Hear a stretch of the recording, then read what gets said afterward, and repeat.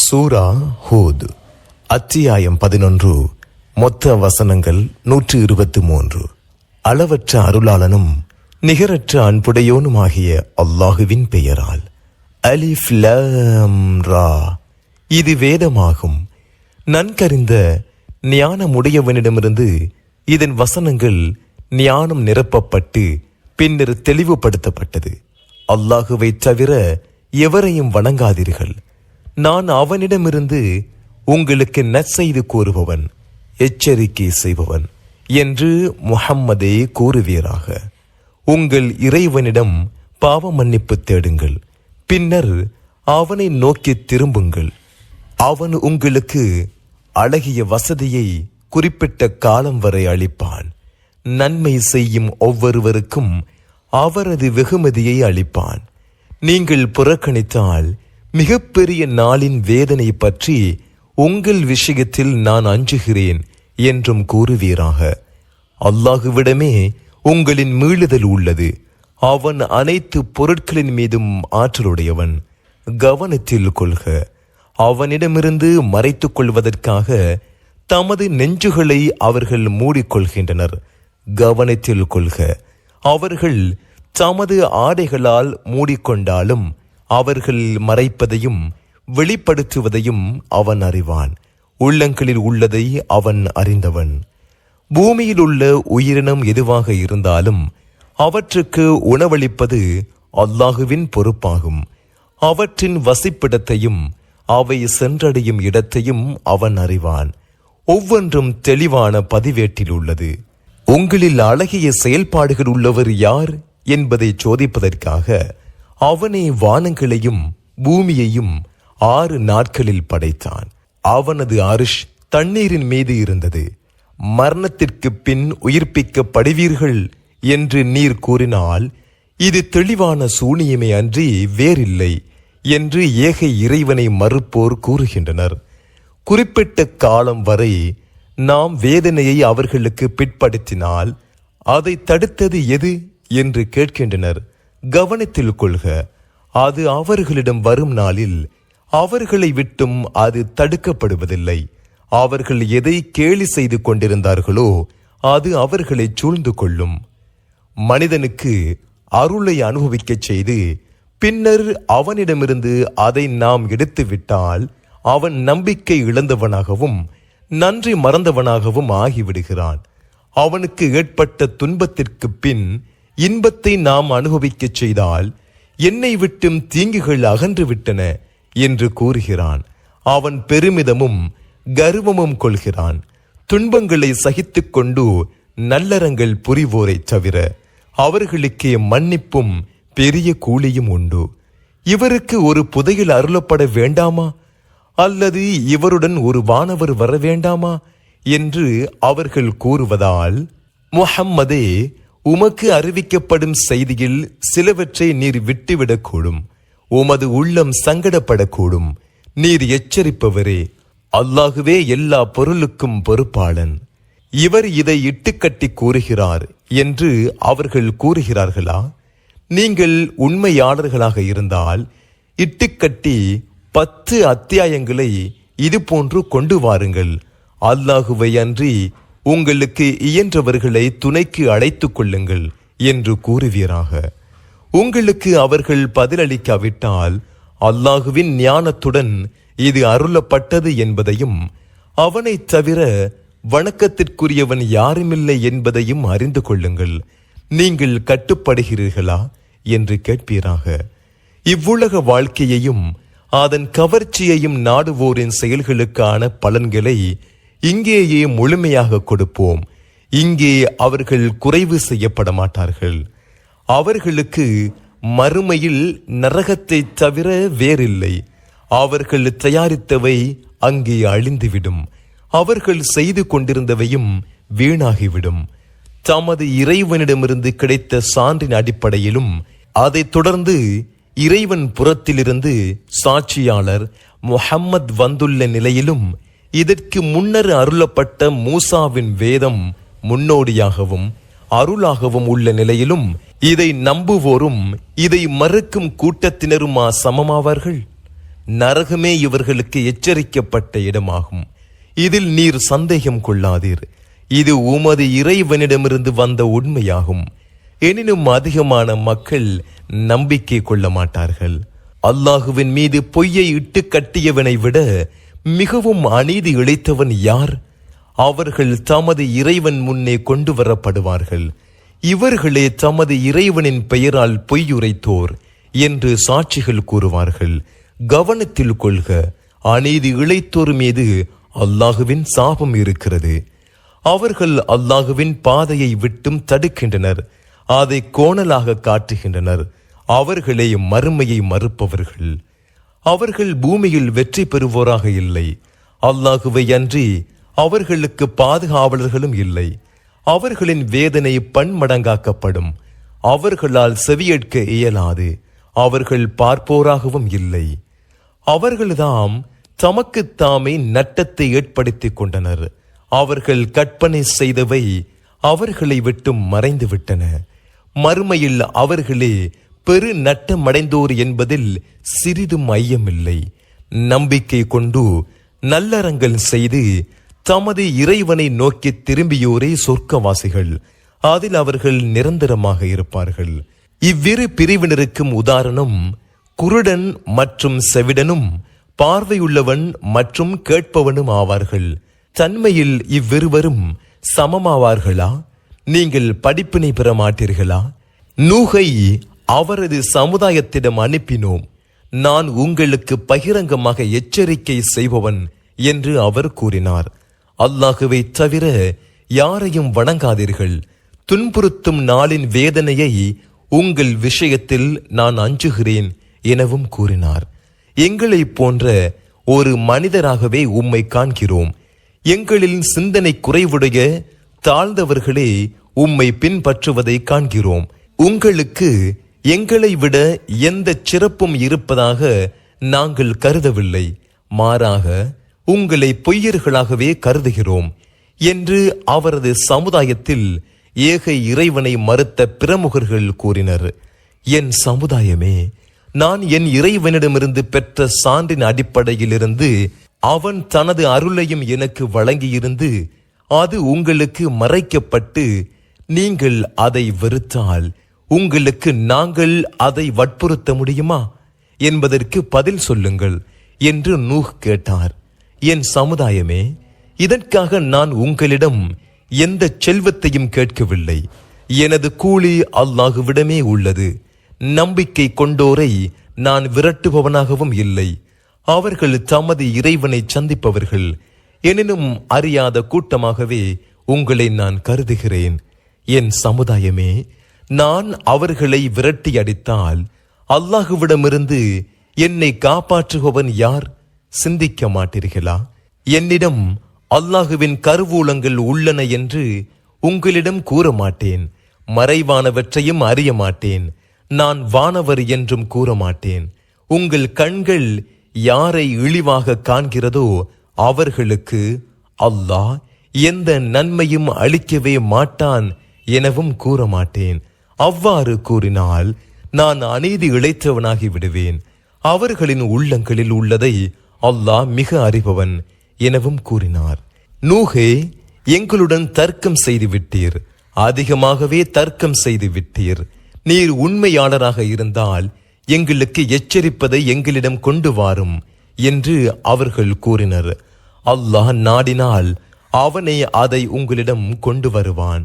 நீங்கள் அவனை வெல்ல முடியாது என்று அவர் கூறினார். நான் உங்கள் நலம் நாடினாலும் உங்களை வழிகேட்டில் விட்டுவிட அல்லாஹ் நாடினால் எனது அறிவுரை உங்களுக்கு பயன் தராது. அவனை உங்கள் இறைவன், அவனிடமே திரும்ப கொண்டு வரப்படுவீர்கள் என்றும் கூறினார். இவர் இதை இட்டுக்கட்டி விட்டார் என்று கூறுகிறார்களா? நான் இட்டுக்கட்டி இருந்தால் அதன் குற்றம் என்னையே சேரும். நீங்கள் செய்த குற்றங்களிலிருந்து நான் நீங்கியவன் என்று கூறுவீராக. ஏற்கனவே நம்பிக்கை கொண்டோரை தவிர யாரும் உமது சமுதாயத்தில் இனிமேல் நம்பிக்கை கொள்ளவே மாட்டார்கள்.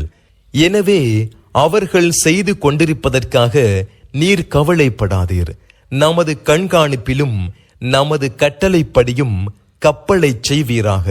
அநீதி இழைத்தோர் பற்றி என்னிடம் பேசாதீர், அவர்கள் மூழ்கடிக்கப்படுவார்கள் என்று நூகுக்கு அறிவிக்கப்பட்டது. அவர் கப்பலை செய்யலானார்.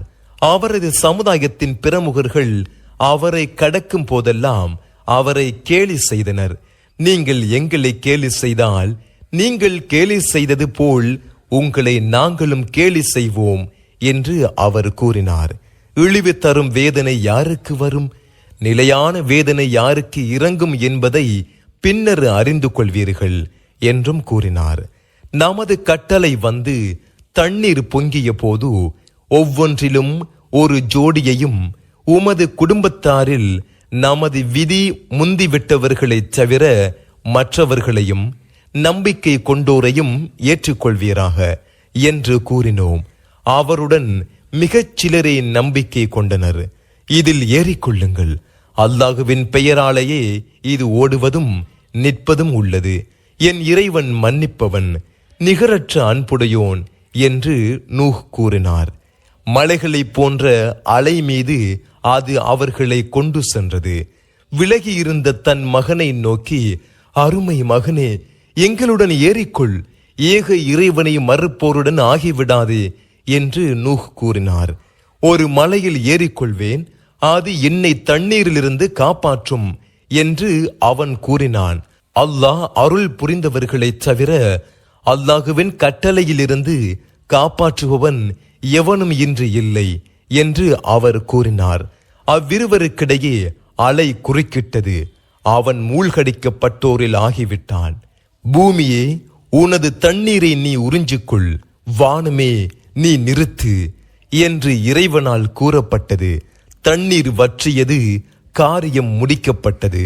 அந்த கப்பல் ஜூதி மலை மீது அமர்ந்தது. அநீதி இழைத்த கூட்டத்தினர் இறையருளை விட்டும் தூரமாயினர் எனவும் கூறப்பட்டது. நூஹ் தம் இறைவனை அழைத்தார். என் மகன், என் குடும்பத்தைச் சேர்ந்தவன், உனது வாக்குறுதியும் உண்மையே, நீயே தீர்ப்பு வழங்குவோரில் மேலானவன் என்றார்.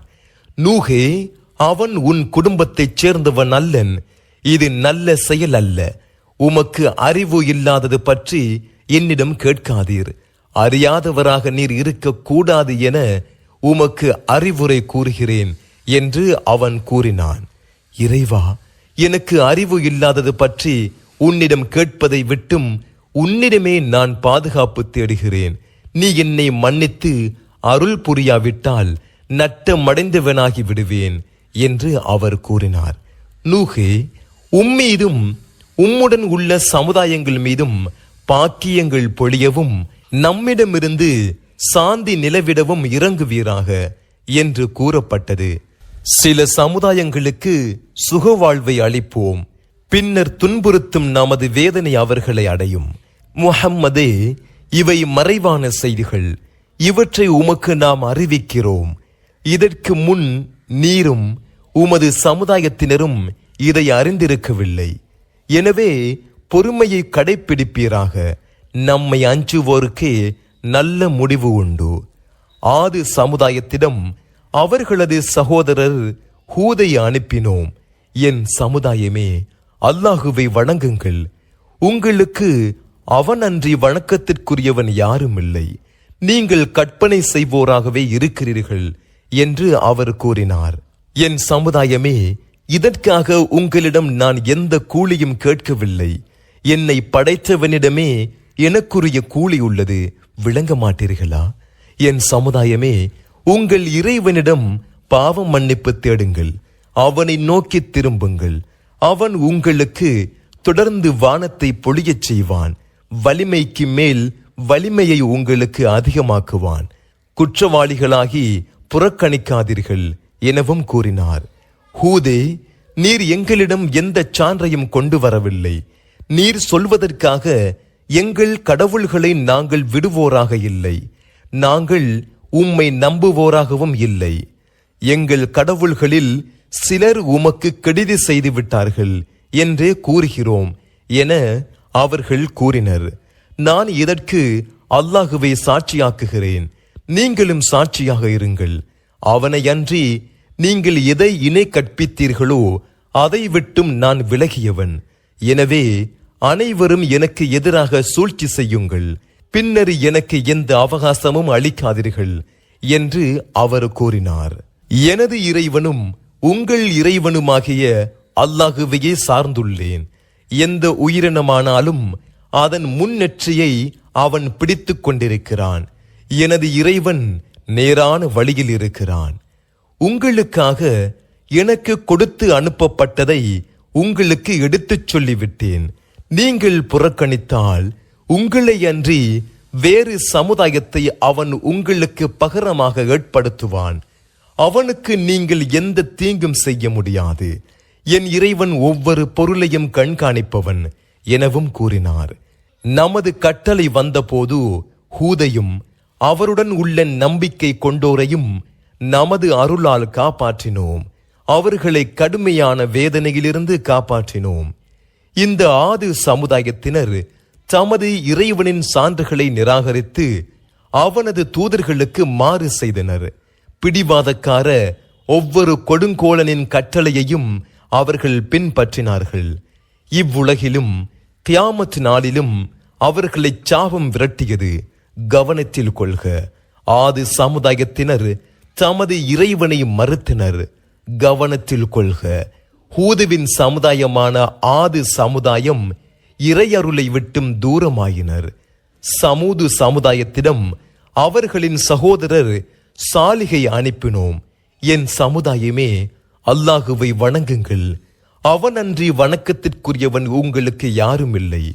அவனே உங்களை பூமியிலிருந்து படைத்தான், அதில் உங்களை வசிக்கச் செய்தான். எனவே அவனிடம் பாவம் மன்னிப்பு தேடுங்கள், பின்னர் அவனை நோக்கி திரும்புங்கள். என் இறைவன் அருகில் உள்ளவன், பதிலளிப்பவன் என்றார். சாலிஹே, இதற்கு முன் எங்களிடம் நம்பிக்கைக்குரியவராக இருந்தீர். எங்கள் முன்னோர்கள் எதை வணங்கினார்களோ அதை நாங்கள் வணங்குவதை விட்டும் எங்களை தடுக்கின்றீரா? நீர் எதற்கு எங்களை அழைக்கின்றீரோ அதில் பெரும் சந்தேகத்தில் இருக்கிறோம் என்று அவர்கள் கூறினர். என் சமுதாயமே, நான் எனது இறைவனிடமிருந்து பெற்ற சான்றுடன் இருந்து அவன் எனக்கு அருளும் செய்திருக்க அவனுக்கு நான் மாறு செய்தால் அல்லாஹுவிடமிருந்து என்னை காப்பாற்றுபவன் யார் என்பதற்கு எனக்கு பதில் சொல்லுங்கள். அப்போது நட்டத்தையே எனக்கு அதிகமாக்குவீர்கள் என்று அவர் கேட்டார். என் சமுதாயமே, உங்களுக்கு சான்றாக இதோ அல்லாஹுவின் ஒட்டகம். அல்லாஹுவின் பூமியில் மேயுமாறு இதை விட்டு விடுங்கள். இதற்கு எந்த தீங்கும் செய்யாதீர்கள். அவ்வாறு செய்தால் சீக்கிரத்தில் உங்களுக்கு வேதனை ஏற்படும் என்றார். அதை அவர்கள் அறுத்து கொன்றனர். உங்கள் வீடுகளில் 3 நாட்கள் அனுபவியுங்கள், இது பொய்யாகாத எச்சரிக்கை என்று அவர் கூறினார். நமது கட்டளை வந்தபோது சாலிகையும் அவருடன் உள்ள நம்பிக்கை கொண்டோரையும் நமது அருளால் அன்றைய இழிவிலிருந்து காப்பாற்றினோம். உமது இறைவன் வலிமையுள்ளவன், மிகைத்தவன். அநீதி இழைத்தவர்களை பெரும் சப்தம் தாக்கியது. காலையில் தமது வீடுகளில் விழுந்து கிடந்தனர். அதில் அவர்கள் வசிக்காதோர் போலானார்கள். கவனத்தில் கொள்க, சமுது சமுதாயத்தினர் தமது இறைவனை மறுத்தனர். கவனத்தில் கொள்க, சமுது சமுதாயத்தினர் இறையருளை விட்டும் தூரமாயினர். நமது தூதர்கள் இப்ராஹீமிடம் நற்செய்து கொண்டு வந்தனர். சலாம் என்று அவர்கள் கூறினர். அவரும் சலாம் என்றார்.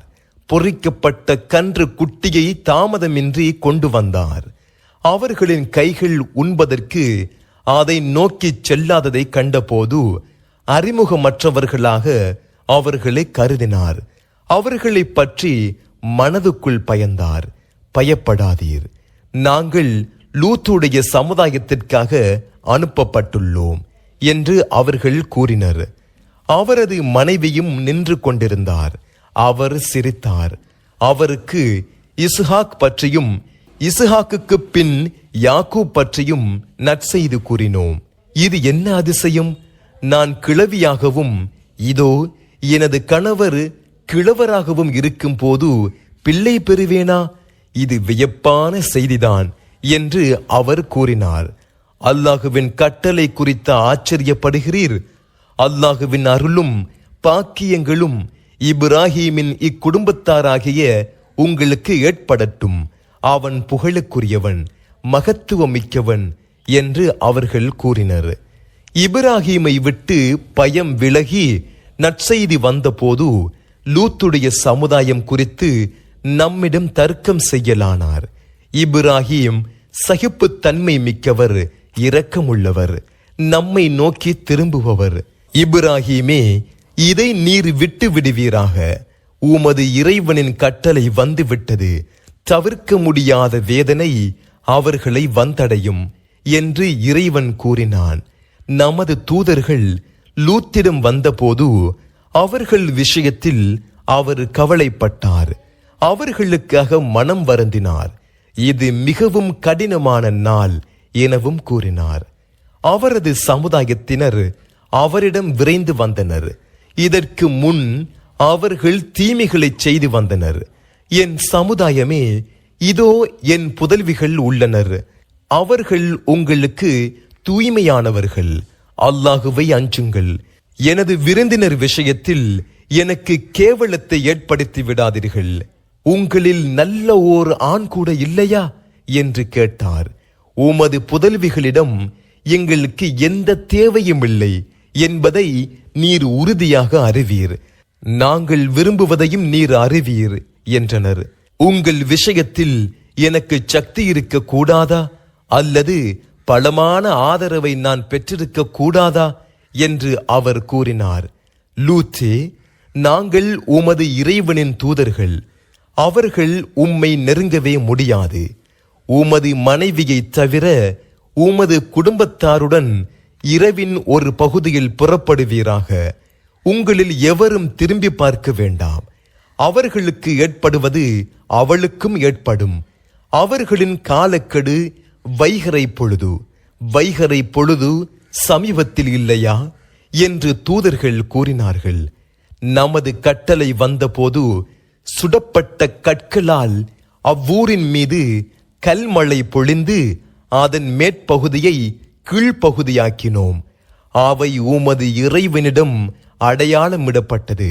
அவ்வூர் அநீதி இழைத்த இவர்களுக்கு தொலைவில் இல்லை. மத்திய நகருக்கு அவர்களின் சகோதரர் ஷுஐபை அனுப்பினோம். என் சமுதாயமே, அல்லாஹுவை வணங்குங்கள். உங்களுக்கு அவன் அன்றி வணக்கத்திற்குரியவன் யாரும் இல்லை. அளவையிலும் நிறுவையிலும் குறைவு செய்யாதீர்கள். நீங்கள் நல்ல நிலையில் இருப்பதாகவே நான் காண்கிறேன்.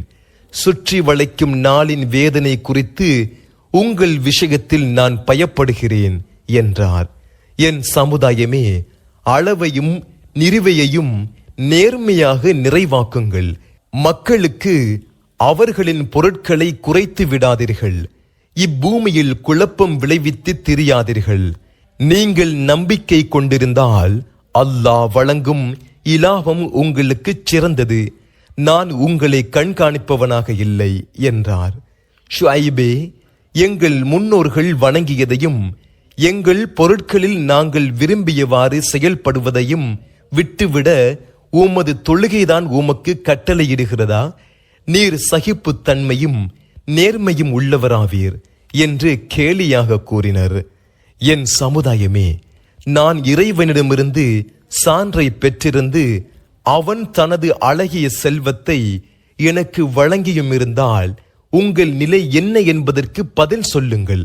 எதை விட்டும் நான் உங்களை தடுக்கிறேனோ அதை செய்து உங்களிடம் மாற்றமாக நடக்க நான் விரும்பவில்லை. என்னால் இயன்ற அளவு சீர்திருத்தத்தையே விரும்புகிறேன். எனக்குரிய நல்லுதவி அல்லாஹுவிடமே உள்ளது. அவனையே சார்ந்துள்ளேன், அவனிடமே மீளுகிறேன் என்று கூறினார். என் சமுதாயமே, என் மீது உங்களுக்கு இருக்கும் வெறுப்பு உங்களை அநியாயம் செய்ய வைத்து நூகுடைய சமுதாயத்திற்கோ ஹூதுடைய சமுதாயத்திற்கோ சாலிகுடைய சமுதாயத்திற்கோ ஏற்பட்டது போல் உங்களுக்கும் ஏற்படுவதற்கு உங்களை தூண்ட வேண்டாம். லூத்துடைய சமுதாயம் உங்களுக்கு தொலைவில் இல்லை. உங்கள் இறைவனிடம் பாவம் மன்னிப்பு தேடுங்கள், பின்னர் அவனை நோக்கி திரும்புங்கள். என் இறைவன் நிகரற்ற அன்புடையோன், அருள் நிறைந்தவன் என்றார். ஷுஐபே, நீர் கூறுவதில் அதிகமானவை எங்களுக்கு புரியவில்லை. எங்களில் பலவீனராகவே உம்மை நாங்கள் கருதுகிறோம்.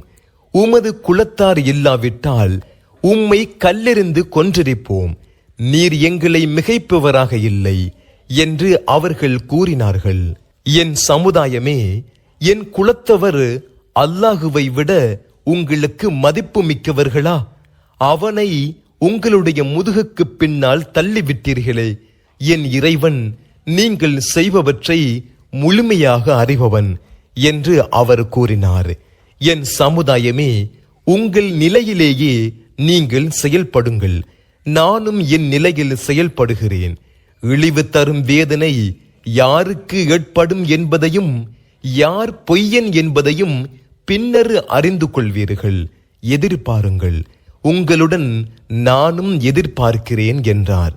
நமது கட்டளை வந்தபோது ஷுஐபையும் அவருடன் உள்ள நம்பிக்கை கொண்டோரையும் நமது அருளால் காப்பாற்றினோம். அநீதி இழைத்தவர்களை பெரும் சப்தம் தாக்கியது. காலையில் தமது வீடுகளில் வீழ்ந்து கிடந்தனர். அங்கே வசிக்காதவர்களைப் போலானார்கள். கவனத்தில் கொள்க, சமூது சமுதாயத்தினர் இறையருளை விட்டு தூரமானது போல் மத்தியன் வாசிகளும் தூரமானார்கள். மூசாவை நமது சான்றுகளுடனும் தெளிவான அதிகாரத்துடனும் ஃபிர்அவுனிடமும் அவனது சபையோரிடமும் அனுப்பினோம். அவர்கள் ஃபிர்அவுனின் கட்டளையை பின்பற்றினார்கள். ஃபிர்அவுனின் கட்டளை நல்லதாக இருக்கவில்லை. கியாமத் நாளில் அவன் தனது சமுதாயத்திற்கு முன்னால் வருவான். அவர்களை நரகிற்கு அழைத்துச் செல்வான். சென்றடையும் அந்த இடம் மிகவும் கெட்டது. இங்கேயும் கியாமத் நாளிலும் அவர்களை சாபம் விரட்டியது. வழங்கப்படும் இக்கூலி மிகவும் கெட்டது. இவை சில ஊர்கள் பற்றிய செய்திகள். இதை நாமே உமக்கு கூறுகிறோம். அவற்றில் சில நிலைத்துள்ளன, சில அழிந்துவிட்டன. அவர்களுக்கு நாம் தீங்கிழைக்கவில்லை, மாறாக அவர்கள் தமக்கே தீங்கிழைத்தனர். உமது இறைவனின் கட்டளை வந்தபோது அல்லாஹுவை அன்றி அவர்கள் அழைத்து வந்த கடவுள்கள் அவர்களுக்கு சிறிதளவும் உதவவில்லை. அவர்களுக்கு நட்டத்தை தவிர வேறு எதையும் அவை அதிகப்படுத்தவில்லை. அநீதி இழைத்த ஊர்களை பிடிக்கும் போது இவ்வாறே உமது இறைவன் பிடிக்கிறான். அவனது பிடி துன்பம் தருவது கடினமானது. மறுமையின் வேதனையை அஞ்சுவோருக்கு இதில் தக்க பாடம் உள்ளது. அதுவே மக்கள் ஒன்று திரட்டப்படும் நாள். அதுவே அனைவரும் இறைவனின் முன்னால் நிறுத்தப்படும் நாள். குறிப்பிட்ட காலக்கெடுவுக்காகவே அதை பிற்படுத்தி வைத்துள்ளோம். அது ஏற்படும் நாளில் எவரும் அவனது அனுமதியின்றி பேச முடியாது. அவர்களில் கெட்டவர்களும் உள்ளனர், நல்லவர்களும் உள்ளனர். கெட்டவர்கள் நரகில் இருப்பார்கள். அங்கே அவர்களுக்கு கழுதையின் கத்தலும் அலறலும் இருக்கும். வானங்களும் பூமியும் நிலையாக இருக்கும் காலமெல்லாம் அவர்கள் அதில் நிரந்தரமாக இருப்பார்கள். உமது இறைவன் நாடியதைத் தவிர உமது இறைவன் நினைத்ததைச் செய்வான். நல்லோர் சொர்க்கத்தில் இருப்பார்கள். வானங்களும் பூமியும் நிலையாக இருக்கும் காலமெல்லாம் அவர்கள் அதில் நிரந்தரமாக இருப்பார்கள். உமது இறைவன் நாடியதைத் தவிர அது குறைவில்லாத அருட்கொடை. அவர்கள் வணங்குவதில் அவர்களிடம் சான்று இருக்குமோ என நீர் சந்தேகத்தில் இருக்காதீர். முன்பு தமது முன்னோர்கள் வணங்கியது போலவே அவர்களும் வணங்குகின்றனர். குறைவின்றி அவர்களுக்குரிய பங்கை நிறைவாக நாம் வழங்குவோம். மூசாவுக்கு வேதத்தை வழங்கினோம். அதில் கருத்து வேறுபாடு கொள்ளப்பட்டது. உமது இறைவனிடமிருந்து விதி முந்தியிருக்காவிட்டால் அவர்களிடையே தீர்ப்பளிக்கப்பட்டிருக்கும். அவர்கள் அதில் பெரும் சந்தேகத்திலேயே உள்ளனர். ஒவ்வொருவருக்கும் அவர்களின் செயல்களுக்கான கூலிகளை உமது இறைவன் முழுமையாக வழங்குவான். அவர்கள் செய்வது பற்றி அவன் நன்கறிந்தவன். உமக்கு கட்டளையிடப்பட்டவாறு நீரும் திருந்தியவர்களாக உம்முடன் இருப்போரும் உறுதியாக நில்லுங்கள். வரம்பு மீறாதீர்கள். நீங்கள் செய்வதை அவன் பார்ப்பவன். அநீதி இழைத்தோர் பக்கம் சாய்ந்து விடாதீர்கள். அவ்வாறு சாய்ந்தால் உங்களை நரகம் தீண்டும். அல்லாஹுவை அன்றி உங்களுக்கு எந்த பாதுகாவலரும் இல்லை. பின்னர் உதவி செய்யப்பட மாட்டீர்கள். பகலின் இரு ஓரங்களிலும் இரவின் பகுதிகளிலும் தொழுகையை நிலைநாட்டுவீராக. நன்மைகள் தீமைகளை அழித்துவிடும். படிப்பினை பெறுவோருக்கு இது அறிவுரை. பொறுமையை கடைப்பிடிப்பீராக. நன்மை செய்தோரின் கூலியை அல்லாஹ் வீணாக்க மாட்டான். நாம் காப்பாற்றிய சிலரை தவிர உங்களுக்கு முன் சென்ற தலைமுறையினரில் பூமியில் குழப்பம் செய்வதை தடுக்கும் நல்லோர் இருந்திருக்க கூடாதா? அநீதி இழைத்தோர் சொகுசு வாழ்க்கையில் மூழ்கினார்கள். அவர்கள் குற்றவாளிகளாகவும் இருந்தனர். ஊரார் சீர்திருத்துவோராக இருக்கும் நிலையில் அநியாயமாக அவ்வூர்களை அல்லாஹ் அழிக்க மாட்டான். உமது இறைவன் நாடியிருந்தால் மனிதர்களை ஒரே சமுதாயமாக ஆக்கியிருப்பான். அவ்வாறு நாடாததால் உமது இறைவன் அருள் புரிந்தவர்களைத் தவிர மற்றவர்கள் முரண்பட்டோராகவே நீடிப்பார்கள். இதற்காகவே அவர்களை அவன் படைத்தான். மனிதர்கள் மற்றும் ஜின்கள் அனைவராலும் நரகத்தை நிரப்புவேன் என்ற உமது இறைவனின் வாக்கு முழுமையாகிவிட்டது. தூதர்களின் வரலாற்றில் உமது உள்ளத்தை பலப்படுத்தும் அனைத்தையும் உமக்கு கூறுகிறோம். உண்மையும் அறிவுரையும் நம்பிக்கை கொண்டோருக்கு போதனையும் இதில் உமக்கு வந்துள்ளது.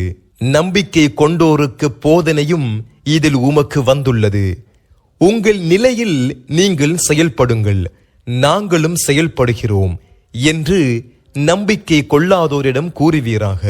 எதிர்பாருங்கள், நாங்களும் எதிர்பார்க்கிறோம் என்றும் கூறுவீராக. வானங்களிலும் பூமியிலும் மறைவானவை அல்லாஹுவுக்கே உரியன. அவனிடமே அனைத்து காரியமும் திருப்பப்படும். எனவே அவனையே வணங்குவீராக, அவனையே சார்ந்திருப்பீராக. நீங்கள் செய்பவற்றை உமது இறைவன் கவனிக்காதவனாக இல்லை.